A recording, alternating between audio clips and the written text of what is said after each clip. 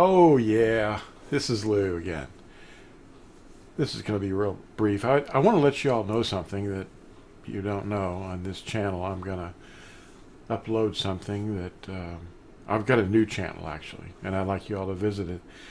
It doesn't have very many subscribers yet, but if you would subscribe to the Lou White channel, I'm going to put a lot of my fresh stuff up there. This is the old channel that I've had for many years that actually Mark put together, and I appreciate that. And we're going to be uploading a lot of new stuff at the other one. So I'll put a link in the description here below, and you can go there and subscribe if you like it, you know. Anyway, I know you don't have a lot of time, but I thought I'd give you something extra to think about, because a lot of things on the internet are really pretty wild, and they're not logical. But Yahusha looks upon the heart. He doesn't look up at the skin or anything. I'm a part Cherokee, actually. You should have seen my grandmother, you know, on my dad's side. She was amazing. And my wife, too, she's coming from Cherokee. So our children are very rich Cherokee people, you know. Anyway, where did we get all this nonsense that we see in the world? We're looking at a lot of weird things. People are dressed up in costumes that they have no real idea where they came from. They dress up in weird things. It comes from the land of Nimrod, really. It comes from India around 200 BCE, 2,200 or so years ago. Now, they had this thing called a trade route, and they brought all this stuff with them: silk, incense, and neat little things, tapestries, and beautiful things. But they also brought the Nimrod stuff. There was a trinity over there. I don't want to pronounce their names, but I'll put a little thing up here, and you can probably look at it and go, what? And there's all these religious characters running around dressed up like in this Hindu stuff, and they don't know it's Hindu, but it's really Nimrod. Anyway, they wear these domed hats, things like that, and they put on these little scarves. In fact, the Dalai Lama hands somebody a little white scarf. It's a sign of friendship, you know, but it really is a Hindu item. And Christians call it a stole. What? A stole. And they wear little hats like this, okay? And they do that over there too, because this dome is very significant. Whoa. Just lose that. You don't need that. That's not impressing Yahuah. May the words of my mouth and the meditation in my heart be pleasing in His sight.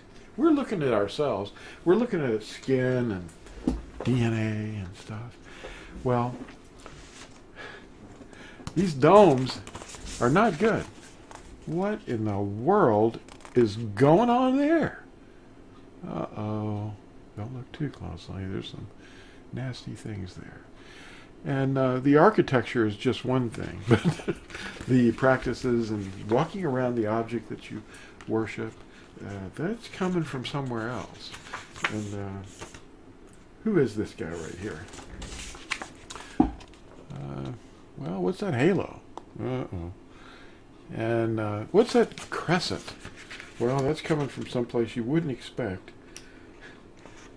It's coming from one of the three of the trinity of the Hindus. See that little crescent there? And there's a little face in the middle of it. That's his wife. It's this deity over there. Let me see if I can find a picture of this. Oh, there he is again. This is a book that I have up on Amazon.com. You can get this as an ebook or a printed book. It's not very expensive. I think it's $7. Uh-oh. Who is that? See that? Anyway, the domes and little buildings and things that people walk around, they're really not. Prayer beads. What? That came from Hindu land. Yeah, Nimrod. Yeah. And they have these really strange objects that they worship inside of their there's a what's this down here? You'll learn a lot of things in here They use milk. Now this is one of these SHIVA places in India. Let me see if I can tilt this back. See that little place over here? What's that dome? And what's going on inside there? A little dome-shaped thing with a little plate under it that's looking kind of suspicious. Let me see if I can find. Oh, look! This stuff it came along a trade route, and it arrived in the Middle East because India's boundaries reached Arabia in about 200 BCE, and they were traders, and there's all these little objects. Oh, let's look at this page. What is this? Okay, it's a fertility object, and it's right there on the Temple Mount. What is going on there? Oh, and they have these little prayer beads. This is where Catholics don't have any idea of this, but they inherited it from the Islamic people, and the Islamic people got it from the Silk Road people, Nimrod land, and the repetitive prayers. And let me see if I can get it close enough for you to see the names of these things. You can slow this down if you want to. Let me get rid of this scarf. It's hot. You don't need to wear scarves or stoles or whatever they want to call them. A lot of people get on the internet and dress up. It's okay. But, oh yeah, here's this Trinity thing. Look at this. Now, a lot of people call it the symbol. It's really the three deities of these fellows. See those guys? You see the little thing up at the top that looks like a little horn? Well, that's really the star and the crescent of that SHIVA character. And the little bump up there of the star is his wife. Okay. It's just messed up stuff. You don't need any part of it. This is a kind of interesting that these nuns, in fact, the idea of a nun is a temple prostitute from Hindu land. Yeah. And the force is against you. But this is all nonsense, okay? It really is. But it's probably not going to stop until Yahusha comes back and takes him out. And here's the Trinity of Nimrod. Well, it's Nimrod. The reincarnation myth came from the Nimrod, his wife, and Tammuz, and it kind of grew from there. The secret of blue skin, sky deities. People are doing some weird stuff, and this might be some of these things in this book you wouldn't want to just let your young teenage boys and girls see, but a lot of sun temples they did tragic things in there.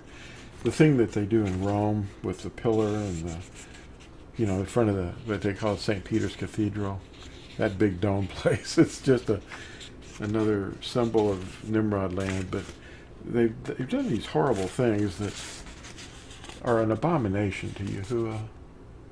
Anyway, there's that place. You don't even know what you're looking at, do you? Until you have your eyes opened. And the last Nazarene here are trying to wake up people so that they don't just start doing this stuff mindlessly. If you see somebody on the internet and they're wearing some kind of a necklace or stole or little domed hat, you ought to just leave a message in there that's kind and say, this is not necessary. It's not something Yahuwah's people do. We don't pick this Nimrod stuff up. We don't want to do that. Now, there was an article I just wanted to quickly read. Be sure, I want to remind you again, try to find my new channel. It's just called Lou White. This one, this article, I just put this up in a response to someone who was very angry about white people, and I'm mostly Cherokee, I think, and my wife is too. Anyway, I call this the footsteps of peace. The peace that we're needing to have is between us and our Creator first, and then our fellow mankind. 12 students. This fellow was saying that Yahusha didn't want anybody learning about the deliverance except his people. In other words, the foreigners they don't have the law. They don't have any laws to go by. They're just mindless. Well, that's not true. But he sent 12 students, and he gave them an assignment at Matthew 10, verse 5. Told them, the first Nazarene, not to go into any town of the Gentiles, the Guim, or the Samaritans, which were really the Shamarunim. They were in Shamaran. Finding the lost sheep of his flock was at the top of his list. Isaiah, Yeshayahu 49:6, shows that this was only the beginning of a global plan that he was going to unfold later through the ones that he awakened in his own people.